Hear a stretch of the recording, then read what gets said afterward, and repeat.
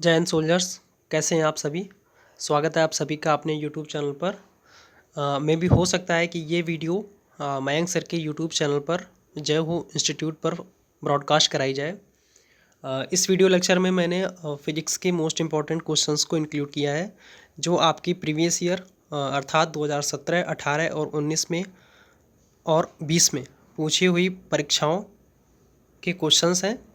कई सारे स्टूडेंट्स ने मुझे ये क्वेश्चंस सेंड किए हुए हैं, तो आप उन क्वेश्चंस को ज़रूर देखें, ज़रूर इन क्वेश्चंस को मेमोराइज़ करने का प्रयत्न करें।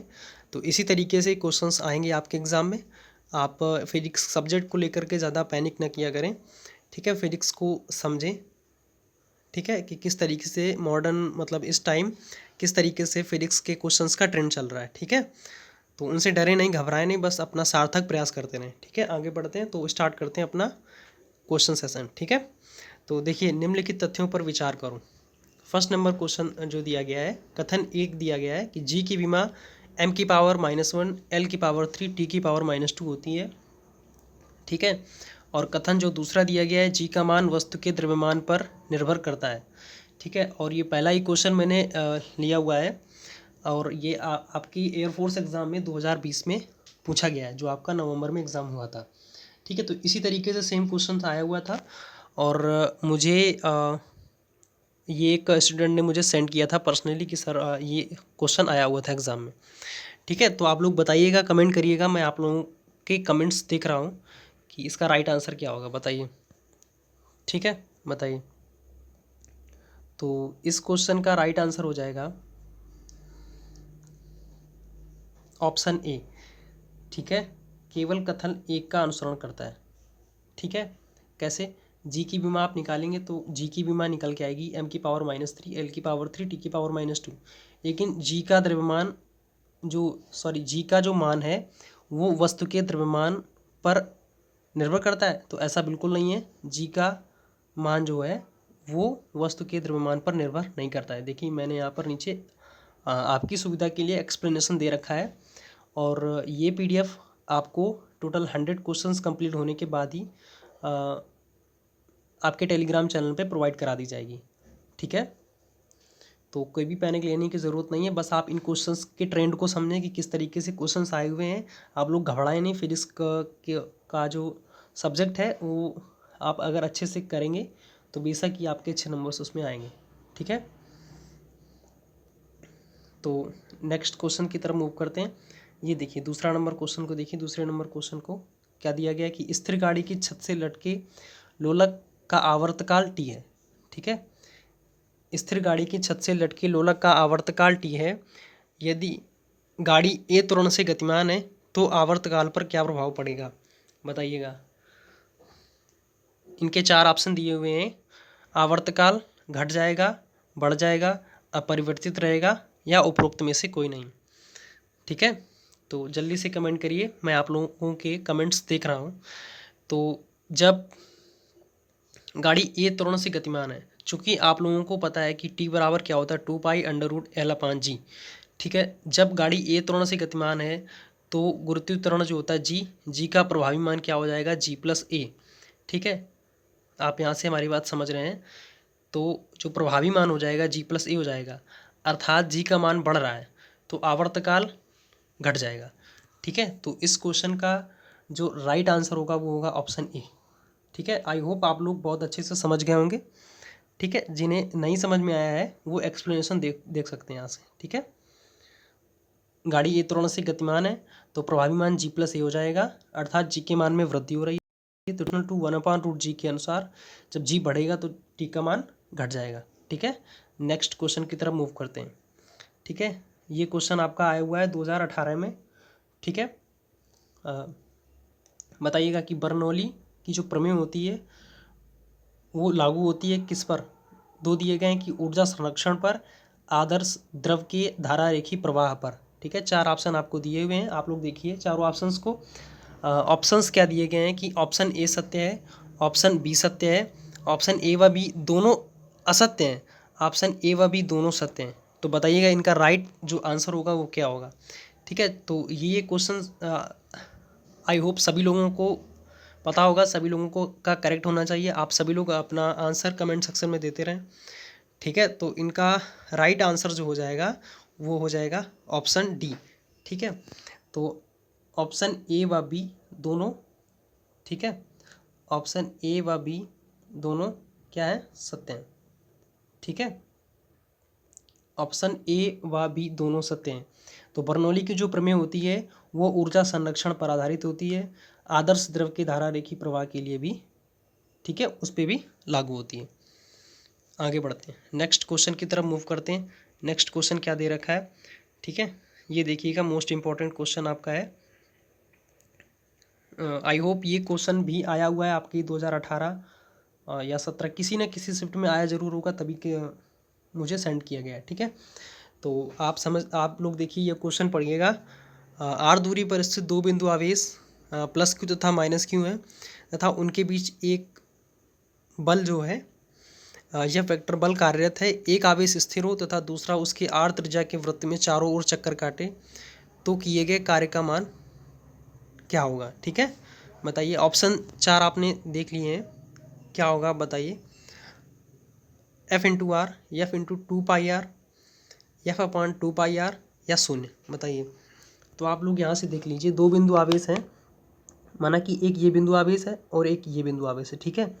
और आप मान लीजिए कि ये प्लस क्यू आवेश दे रखा है और ये माइनस क्यू आवेश दे रखा है, ठीक है। और इन दोनों के बीच क्या है, दूरी आर, ठीक है। आर त्रिज्या के वृत्त में चारों ओर चक्कर काटते हैं, इन दोनों के मध्य एफ बल कार्यरत होता है, ठीक है, एफ वेक्टर बल कार्यरत होता है।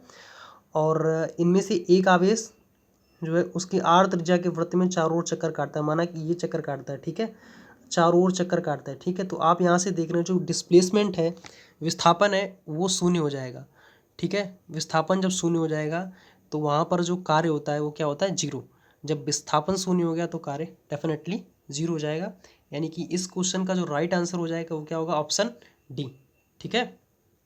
आई होप टोटली समझ गए होंगे आप लोग, ठीक है। आगे बढ़ते हैं,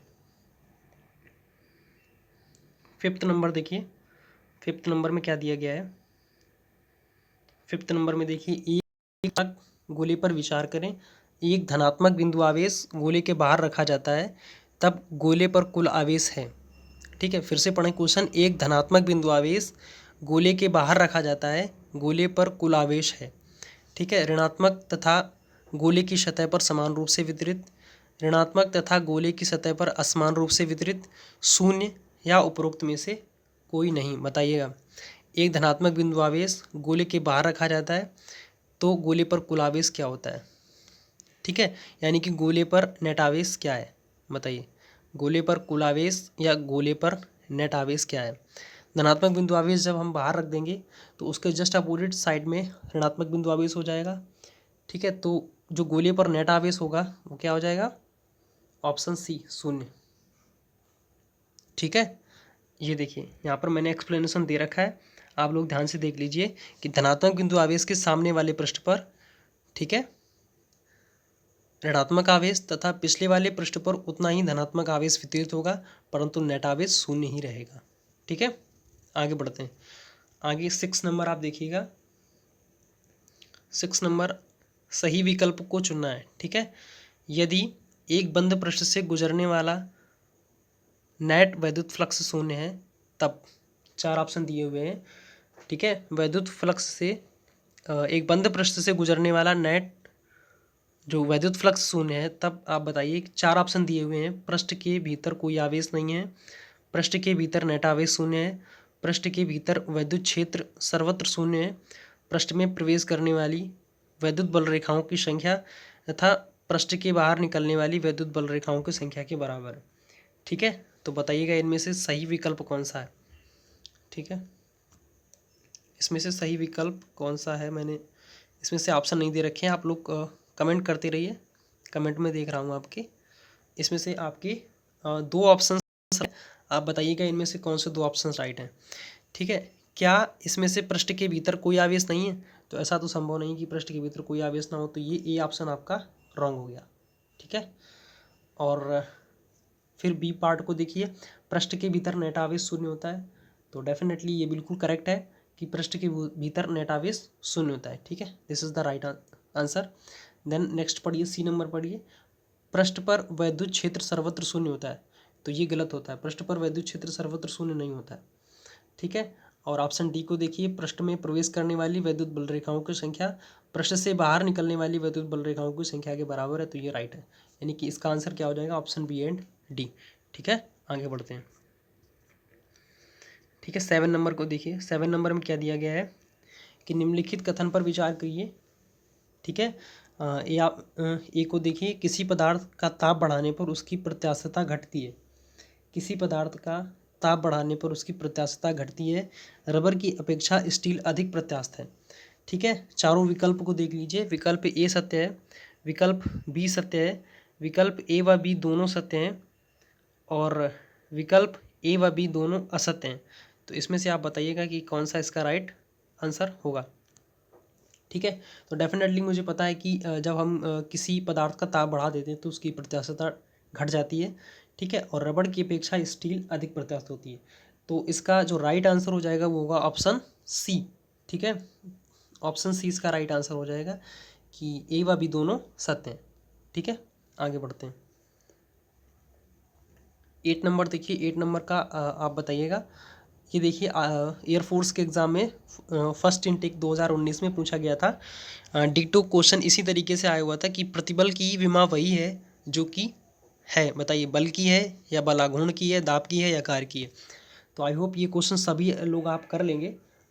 ठीक है, बताइएगा। तो इसका जो राइट आंसर हो जाएगा वो क्या होगा, तो जो प्रतिबल की विमा होती है वही दाब की विमा होती है। ठीक है, ऑप्शन सी इसका राइट आंसर हो जाएगा। ठीक है, प्रतिबल क्या होता है, प्रतिबल बराबर होता है बल बटा क्षेत्रफल। इस आधार पर आप निकाल लेंगे। मैंने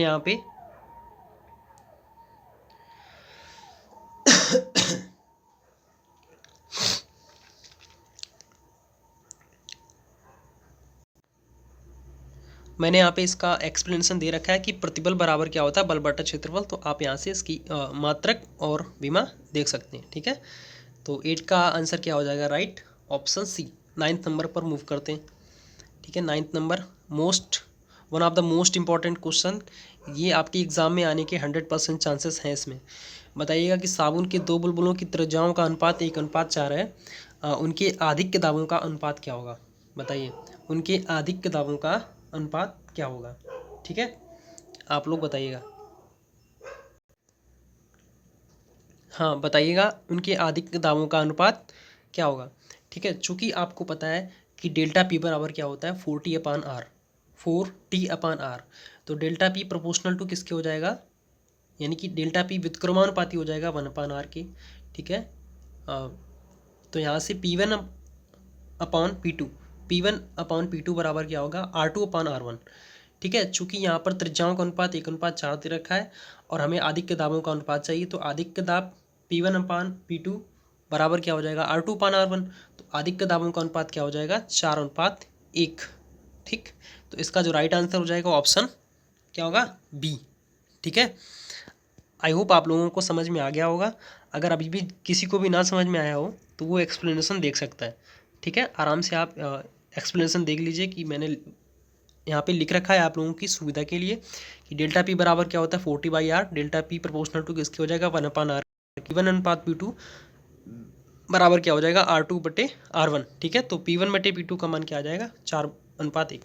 और ये मोस्ट इंपॉर्टेंट क्वेश्चन है, आप इसको ज़रूर कहीं पे अलग से नोट डाउन कर रखिएगा, आपके पेपर में आने की संभावना है इसमें से। ठीक है, और ये क्वेश्चन देखिए 10 नंबर, आप बताइएगा कि इसका राइट आंसर क्या होगा कि आर त्रिज्या के साबुन के बुलबुले के लिए आधिक्य दाब का सूत्र लिखिए। आर त्रिज्या के साबुन के बुलबुले के लिए आधिक्य दाब का सूत्र लिखिए।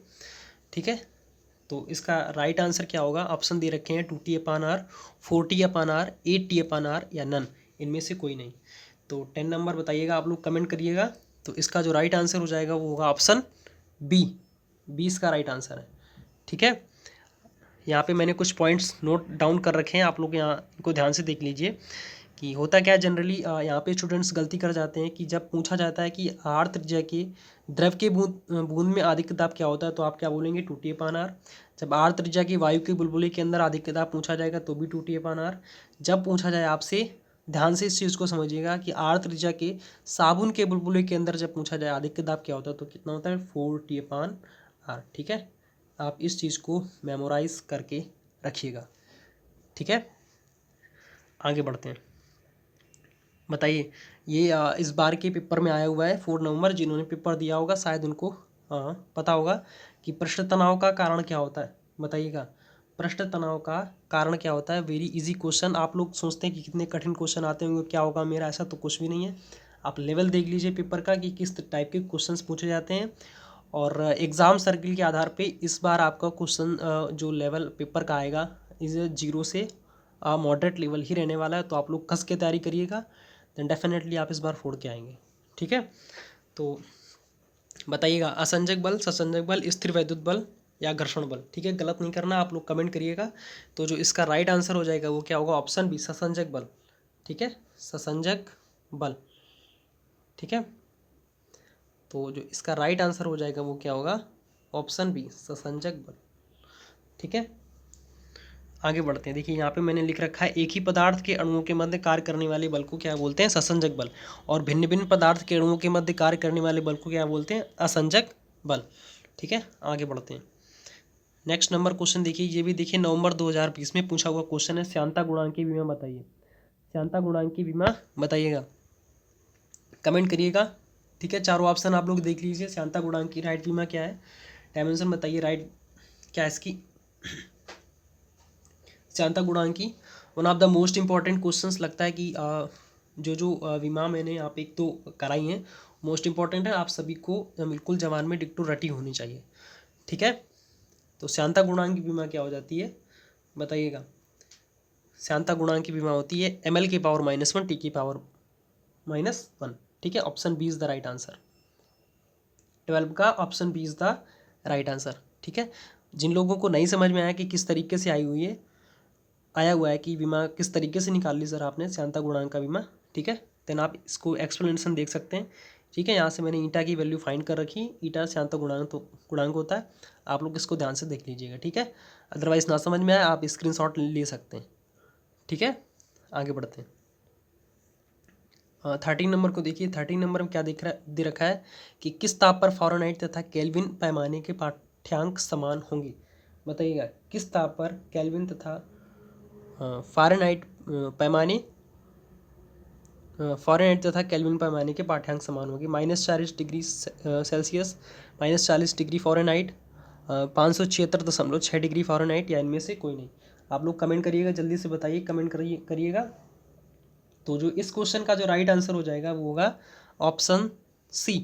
ठीक है, 576.6। अच्छा, इस क्वेश्चन में बड़ी ही भ्रामक स्थितियाँ बन जाती हैं कभी कभी। जो सल्यूशन जब हम करते हैं, मतलब फार्मूला लगाते हैं C/5 या -32/9। ठीक, मतलब ये वाला जब फार्मूला अप्लाई करते हैं, देन जो हमें फाइंड होता है वो आता है 576.75। ठीक है, और कहीं कहीं क्या होता है, कहीं की मतलब ये होता है कि 576.6 लिखा हुआ मिलता है, और कहीं कहीं 574.25 भी हो सकता है। मतलब कुछ भी ऑप्शन में अलग अलग बुक्स में दे रखा है, तो मैंने आप लोगों को यहाँ पे आगाह कर दिया, बता दिया। ठीक है, अदरवाइज़ आप ये याद रख सकते हैं कि 576.75 ही होता है। ठीक है, ये आप सॉल्व करेंगे देन आपको मिल जाएगा। ठीक है, तो -40 डिग्री, ये मैंने पॉइंट्स नोट कर रखे हैं आप लोगों के लिए कि -40 डिग्री सेल्सियस और -40 डिग्री फ़ारेनहाइट पर तथा फ़ारेनहाइट पैमाने पर बिल्कुल एग्जैक्ट बराबर होते हैं। और ठीक है, आप लोग इसको देख लीजिए, ना समझ में आए आप स्क्रीनशॉट ले लीजिएगा, देन बाद में आप इसको करते रहिए। ठीक है, नेक्स्ट आगे मूव करते हैं। ठीक है, किसी धातु का क्षेत्रीय प्रसार गुणांक, ठीक है, और बीटा है, तो उसका आयतन प्रसार गुणांक क्या होगा, आप लोग बताइएगा, कमेंट करिएगा,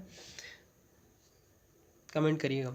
आपको पता है कि अल्फ़ा अनुपात बीटा अनुपात गामा बराबर क्या होता है, 1:2:3। ठीक है, यहाँ से क्षेत्रीय प्रसार गुणांक, ठीक है, रेखीय प्रसार गुणांक तो अल्फ़ा हो गया, बीटा क्या होता है, क्षेत्रीय प्रसार गुणांक। ठीक है, तो क्षेत्रीय प्रसार गुणांक बीटा दिया गया है। ठीक है, और आयतन प्रसार गुणांक पूछा गया, गामा का मान पूछा गया है आपसे। जब आप यहाँ से सॉल्व करेंगे इसको, तो बताइएगा क्या आएगा, आप कमेंट करिएगा। तो इसका जो राइट आंसर आएगा, कमेंट करते रहिए, मैं आप लोगों के कमेंट देख रहा हूँ। तो इसका जो राइट आंसर आएगा वो होगा ऑप्शन सी, 3β/2। ठीक है, किस तरीके से आया आप लोग ये देख सकते हैं। ठीक है, कोई भी प्रॉब्लम हो आप इसमें से स्क्रीनशॉट लीजिए, देन आप नेक्स्ट आगे मूव करते हैं। ठीक है, बताइएगा इस क्वेश्चन का राइट आंसर। ये क्वेश्चन आप देखिए, निम्न में से किस पदार्थ की ऊष्मा चालकता गुणांक की सर्वाधिक होती है? सोना, तांबा, लोहा, चांदी। बताइएगा इसमें से किस पदार्थ की ऊष्मा चालकता गुणांक सर्वाधिक है? बताइए। तो 15 का जो राइट आंसर हो जाएगा वो होगा ऑप्शन डी, चांदी। चांदी की ऊष्मा चालकता सर्वाधिक होती है। ठीक है, इसको देख लीजिए, सबसे पहले चांदी, फिर उसके बाद तांबा, फिर सोना, फिर उसके बाद एल्युमिनियम, देन लोहा, उसके बाद स्टील। ठीक है, आगे बढ़ते हैं। यानी कि चांदी की सर्वाधिक होती है और उससे कम लो तांबा, आप मतलब गलत अर्थ ना समझना, फिर उससे कम होता सोना का, फिर उससे कम एल्युमिनियम का। ठीक है, आगे बढ़ते हैं। 16 नंबर क्वेश्चन की तरफ मूव करते हैं।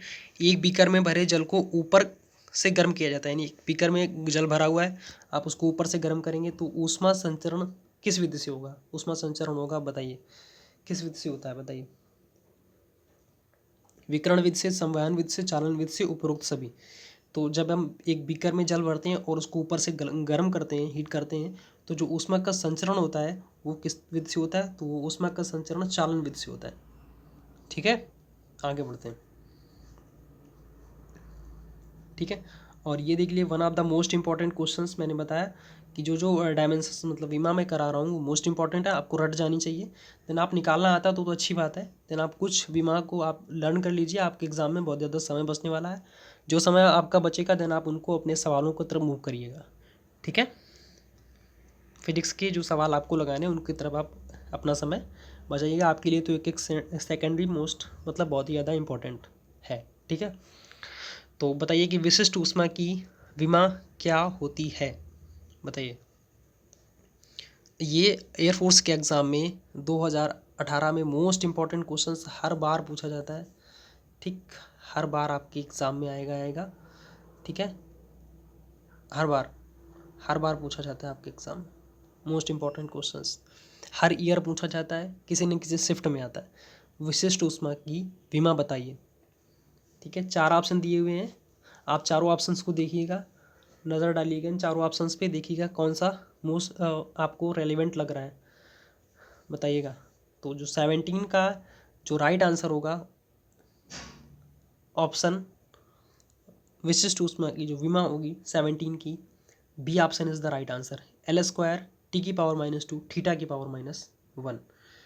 ठीक है, आप जिन लोगों को नहीं समझ में आया कि किस तरीके से किया गया है, देन आप उसका आप सॉल्यूशन देख सकते हैं। ठीक है, यहाँ से मैंने, ठीक है, ये सॉल्यूशन दे रखा है मैंने, आप इसका ईजिली स्क्रीनशॉट ले सकते हैं। स्क्रीनशॉट लेके आप इसको बाद में रिकॉल करिएगा, बाद में इसको मगअप करिएगा, लर्न हो जानी चाहिए आपको, मोस्ट इंपॉर्टेंट है ये। ठीक है, ये इसमें देखिए विशिष्ट ऊष्मा की जो बीमा है, ठीक है, यस की बीमा आपको लर्न हो जानी चाहिए। आगे बढ़ते हैं और नंबर क्वेश्चन को देखिएगा आप, कि 18 नंबर क्वेश्चन को देखिए कि एक परमाणविक गैस के लिए आदर्श गैस के हाँ, एक परमाणविक गैस के लिए आदर्श गैस के 1 मोल की गतिज ऊर्जा बताइएगा। एक परमाणविक गैस के लिए आदर्श गैस की 1 मोल की गतिज ऊर्जा बताइए कि इसका राइट आंसर क्या होगा। तो इसका राइट आंसर आप लोग कमेंट करिएगा। ठीक है, तो इसका राइट आंसर होगा ऑप्शन बी, 3RT/2। एक परमाणविक गैस है तो उसके लिए आदर्श गैस की 1 मोल की गतिज ऊर्जा होती है 3RT/2। ठीक है, देन नेक्स्ट नंबर क्वेश्चन की तरफ मूव करते हैं। ये देखिए क्वेश्चन मोस्ट इंपॉर्टेंट है आपकी एयरफोर्स के एग्ज़ाम में, सेकंड इनटेक जो 2019 में हुई थी। ठीक है, तो वो क्वेश्चन इसमें ये आया हुआ था। ठीक है, तो आप पढ़िएगा कि इसमें से गामा का मान दिया गया है 1.4, और तो गैस का परमाणुकता Cp व Cv के मान क्रमशः इसमें बताइएगा। देन आप इजली आप इस क्वेश्चन को पढ़िएगा। इनके चारों ऑप्शंस देखिए आप। ठीक है, चारों ऑप्शंस को आप एक बार ध्यान से देखेंगे, ध्यान से रिकॉल करिएगा। और एक चीज़ समझिएगा आप यहाँ से कि यहाँ पे दे रखा है कि गामा का मान, ठीक है, 1.4 दे रखा है।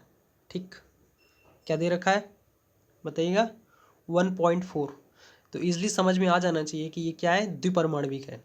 और ऑप्शन में ऐसा कोई भी नहीं दे रखा है कि ऑप्शन में 3 ऑप्शन ऐसे दे रखे हैं जो कि एक परमाणविक से स्टार्ट हैं, तो वो टोटली रॉन्ग हो गए।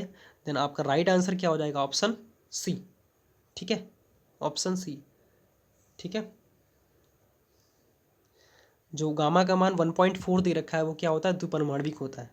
ठीक है, देन उसके बाद तो फिर आपको कुछ तो सोचना ही नहीं, तो द्विपरमाणविक मिल गया आपको, देन इसका आपका राइट आंसर मिल गया, क्योंकि वहाँ पे दे रखा है एक परमाणविक, एक परमाणविक, ये तो होता नहीं है। त्रिपरमाणविक होता नहीं, द्विपरमाणविक होता है, वो भी एक ऑप्शन है। देन आपको आपका आंसर मिल गया। ठीक है, तो जिन लोगों को ये नहीं समझ में आया है, आप लोग इसका एक्सप्लेनेशन देख सकते हैं, मैंने एक्सप्लेनेशन लिख रखा है, आप इजीली से अंडरस्टैंड कर सकते हैं। ठीक है, सीपी और सीबी के मान भी दे रखे हैं मैंने, आप यहाँ से समझने की कोशिश करें। यहाँ पे 3 आता है, ऐसे याद रखें, 3 3 आएगा, फिर 5, 3 5, एक सेकेंड, क्या आएगा, 3 5 5 7 7 9। ठीक, एक परमाणविक, द्विपरमाणविक और एक परमाणविक हो गया, और 2 परमाणविक हो गया, 3 परमाणविक हो गया। ठीक है, समझ गए आप।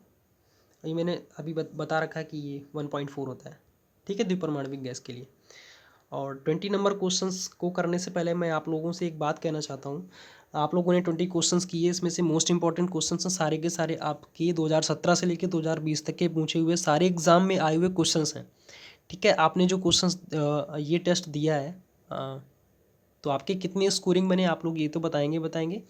ठीक है, और आप लोग जो ये क्वेश्चन सॉल्व कर रहे हैं, आप लोग जानते ही होंगे कि मेरा नाम यज्ञदत्त है, और आपका ये जो वीडियो हो सकता है कि आपके मयंक सर के यूट्यूब चैनल पर ब्रॉडकास्ट हो रही है। और आप लोग अगर मुझे एक तरीके से बोलते हैं कि मतलब क्या बोलते हैं, सपोर्ट कर रहे हैं, चाहते हैं कि यज्ञदत्त भाई आप लोग आप इसमें यूट्यूब चैनल पर थोड़ा बहुत कुछ वीडियो अपलोड करते रहें, तो मयंक सर के सपोर्ट में आप एक चीज़ ध्यान रखें, तो कुछ आपको लिखना है, वो भी खासकर मेरे लिए। ठीक है, अगर आपको लगता है कि आप इतना कर सकते हैं, देन आप वो ज़रूर करें। ठीक है, आप लिखेंगी हैशटैग। ठीक है, हैशटैग में क्या लिखना है आपको, हैशटैग में लिखना है मयंक सर, MAYANK। ठीक है, मयंक सर, इधर थोड़ा स्पेस नहीं, मैं इस तरफ लिख दे रहा हूँ, मयंक सर विद यज्ञदत्त। ठीक है, आपको कमेंट सेक्शन में जाके ये ज़रूर लिखना है, मयंक सर विद YAGYA। ठीक है, और TATT। ठीक है, Mayank sir with Yagyadatt, hashtag Mayank sir with Yagyadatt. और आप लोग ये कमेंट में ज़रूर बताएंगे कि आज का पेपर आपको कैसा लगा है। ठीक है, आज का पेपर आपको कैसा लगा, आपकी स्कोरिंग कितनी आई है, आपकी जो दिल की बात है वो बात आप कमेंट में रखिए। ठीक है, चूँकि अभी मेरा स्टार्टिंग है, बेशक मैं एक तरीके से स्टूडेंट ही हूँ, अभी 1 साल मैंने पहले एयरफोर्स की तैयारी छोड़ी हुई है, तो इतना ज़्यादा मुझे अभी कोई पढ़ाने का या ये सब करने का कोई इतना ज़्यादा अनुभव है नहीं। लेकिन फिर भी आप लोगों के पास मेरी PDF होगी, तो आप लोगों को इस बात का अंदाज़ा होगा कि अगर शायद मैं इस फील्ड में आता हूँ, देन आपको जो कुछ भी मिलता है स्टडी से रिलेटेड, वो मोस्ट समझ लीजिए बिल्कुल फोड़ दोगे आप लोग। ठीक है, आपकी पढ़ाई का लेवल होगा वो इंटू 100 हो जाएगा। क्या होगा, आपकी जो पढ़ाई का लेवल होगा वो मतलब, ठीक है, आपके अंदर कॉन्फिडेंस बूस्टअप होगा, इंटू 100 हो जाएगा। ठीक है, आपके पढ़ाई का लेवल। और इस बात का तो अंदाज़ा आप स्वयं लगा ही रहे होंगे, आप लोगों के हाथ में, आप लोगों के पास मेरी PDF होगी, तो आप इस बात का लेवल समझ सकते हैं। चूँकि स्टार्टिंग है अभी ये, तो आप लोग ये बात तो जानते ही होंगे कि स्टार्टिंग में करने में सभी को प्रॉब्लम आती है। स्टार्टिंग में जो भी कोई काम करता है तो स्टार्टिंग में प्रॉब्लम आएगी, तो आप समझ सकते हैं ये बात। आप सपोर्ट करेंगे, आप लोगों का साथ बना रहेगा, देन मैं ये वीक में 1 या 2 वीडियोस ज़रूर लाता रहूँगा। अभी स्टार्टिंग में मैंने 20 क्वेश्चंस ही अपलोड किए हुए हैं, तो कोशिश करूँगा कि एक वीडियो में क्वेश्चंस को मैं इसमें इंक्लूड करूँ, वो भी मोस्ट इंपॉर्टेंट जो आपके पेपर में आएंगे। ठीक है, यानी कि आपका उन पेपर से कुछ ना कुछ रिस्पॉन्स मिलना चाहिए, भला होना चाहिए, आपका हेल्प होनी चाहिए। ठीक है, अदरवाइज़ बस आप सभी लोगों का सपोर्ट चाहिए, बस एक ही, और आपको कमेंट सेक्शन में अपनी स्कोरिंग बताना है कि आपको कैसी लगी ये वीडियो। देन आपको ये लिखना है हैशटैग मयंक सर विद यज्ञ दत्त। ठीक है, तो आज का ये लास्ट क्वेश्चन है। आप बताइएगा कि 20 नंबर क्वेश्चन का राइट आंसर क्या होगा कि एक वास्तविक गैस आदर्श गैस की तरह व्यवहार करती है यदि 4 ऑप्शन दे रखे हैं। दाब व ताप दोनों उच्च हैं, दाब व ताप दोनों निम्न है, दाब उच्च है तथा ताप निम्न है, दाब निम्न है तथा ताप उच्च है। बताइएगा इसका राइट आंसर क्या होगा। जब कोई भी गैस जो होती है, ठीक है, जब कोई वास्तविक गैस आदर्श गैस की तरह व्यवहार करती है तो निम्न दाब तथा उच्च ताप पर वो जो गैस होती है, निम्न दाब तथा उच्च ताप पर, ठीक है, निम्न, एक सेकंड के लिए रुकिएगा आप, ठीक है, ठीक है, निम्न दाब, ठीक है, तथा उच्च ताप पर आदर्श गैस जो होती है, वास्तविक गैस जो होती है वो आदर्श गैस की तरह व्यवहार करती है। यानी आप याद कर सकते हैं NDUT। ठीक है, एक तरीके से आप भूलेंगे नहीं, और ये मोस्ट इंपॉर्टेंट क्वेश्चन है, हो सकता है आपके पेपर में आ सकता है। ठीक है, चूँकि ये आया हुआ है इसी वजह से तो स्टूडेंट्स ने मुझे शेयर किया, देन मैंने उन्हीं क्वेश्चंस को कंपाइल किया, आप लोगों को मैं पहले बता चुका हूँ। NDUT से आप याद रख सकते हैं कि निम्न दाब तथा उच्च ताप पर एक जो वास्तविक गैस होती है वो आदर्श गैस की तरह व्यवहार करती है। तो ये थे आज के क्वेश्चंस। आई होप आप सभी लोगों को समझ में आए होंगे। ठीक है, और बस यही बोलना था आप लोगों से। ठीक है, तो नेक्स्ट वीडियो में मिलते हैं आप लोगों से। आप अपनी बात कमेंट सेक्शन में ज़रूर दें, अपने दिल की बात बोलें, जो कुछ मेरे बारे में बोलना वो कह सकते हैं, जो भी आपको लगता है, अच्छा बुरा आप सब कहेंगे। ठीक है, और एक मतलब मैं एक छोटा सा टारगेट आप लोगों को ये देता हूँ, अगर हो सकता है तो मेरी इस वीडियो में मैं ये चाहता हूँ 5K प्लस व्यूज़ आने चाहिए और 500 प्लस लाइक।